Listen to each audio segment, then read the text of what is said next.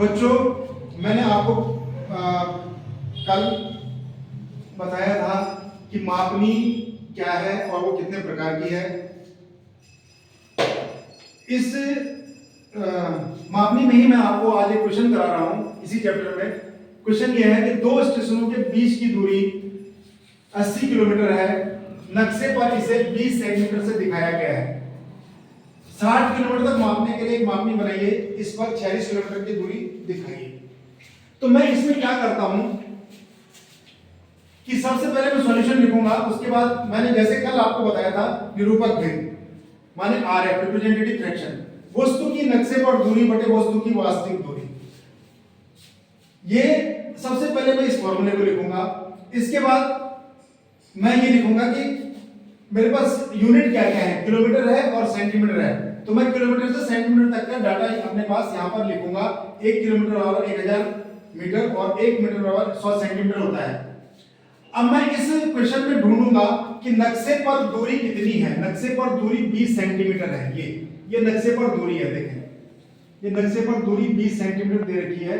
तो ये दूरी मेरी नक्शे पर होगी।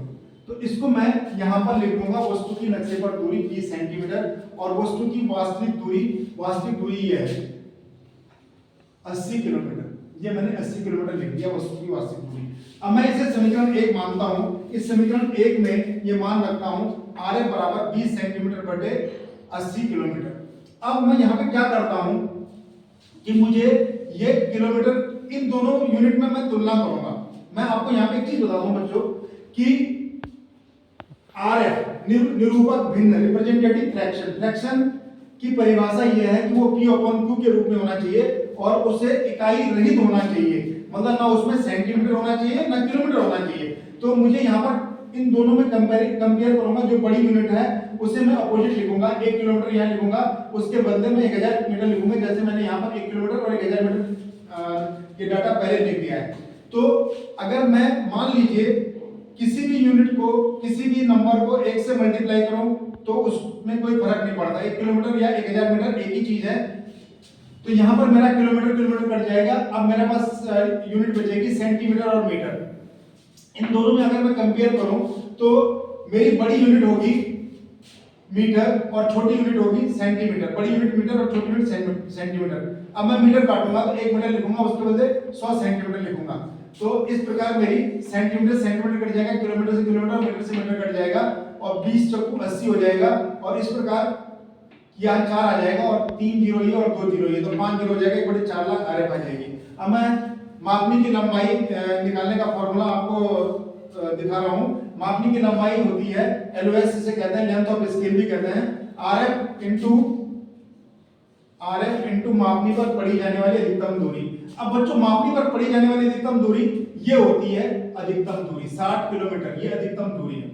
ये अधिकतम दूरी 60 किलोमीटर।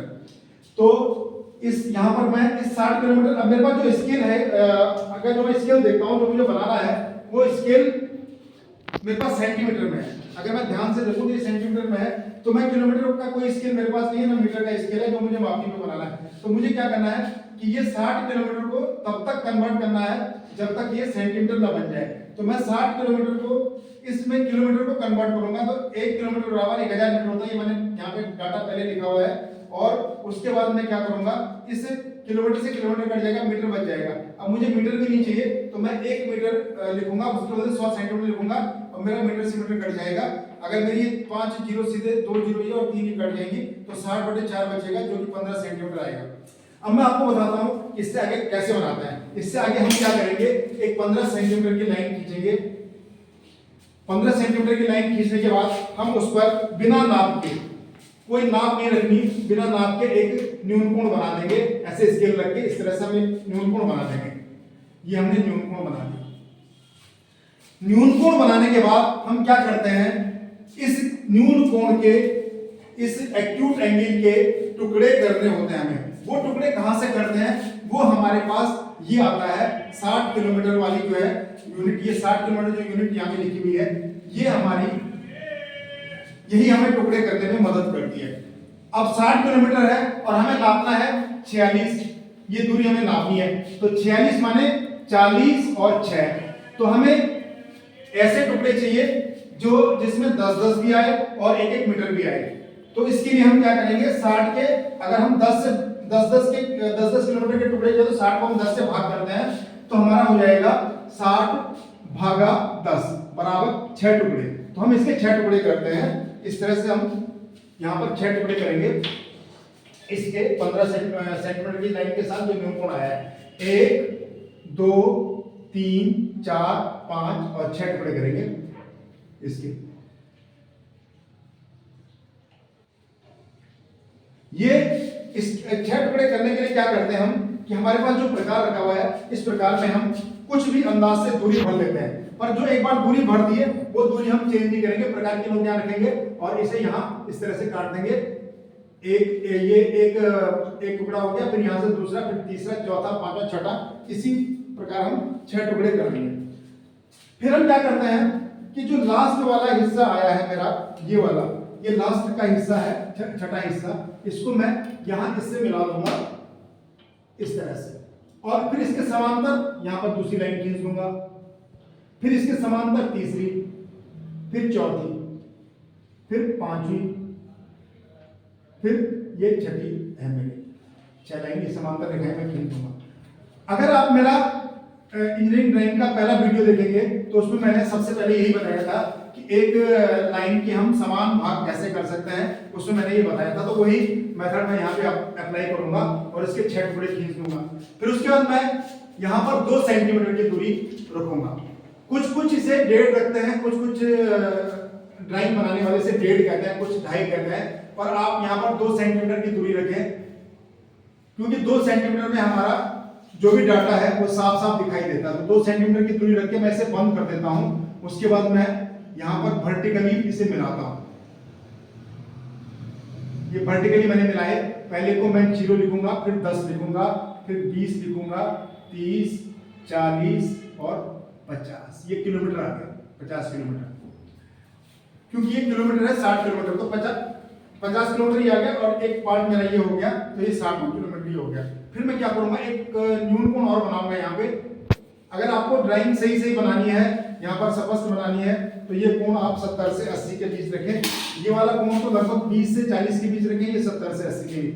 फिर मैं इसी प्रकार पुनः प्रकार लूंगा अपने हाथ में और इसकी प्रकार की नोक यहाँ पे रखूंगा, प्रकार की नोक यहाँ रखूंगा और यहाँ से 1 2 एक पार्ट ये हो गया, फिर मैं यहाँ से दूसरा पार्ट, फिर तीसरा, इस तरह से 10 पार्ट करूंगा।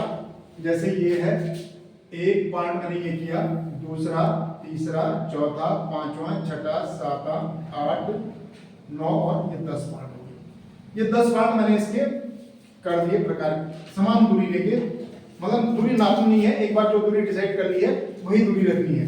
ये हो गया 0 1 2 3 4 5 6 7 8 9 और ये 10। यहाँ भी मैं किलोमीटर लिखूंगा क्योंकि किलोमीटर है बच्चों। फिर मैं कुछ बच्चे क्या करते हैं यहाँ पे कि वो जब मैं बोलता हूँ कि वो 0 को 0 से मिलाओ, तो कुछ बच्चे यहाँ पे मिलाते हैं, जो कि एक रॉन्ग परसेप्शन है। यहाँ पे नहीं मिलाना आपको, यहाँ से यहाँ नहीं मिलाना है आपको, यहाँ इस 0 से इस 0 को मिलाना है। फिर इसके समांतर ठीक ऐसे ही दूसरी लाइन यहाँ से लानी है और ये इसके समांतर खींचनी है, फिर तीसरी लाइन यहाँ ऐसे खींचते जाना है।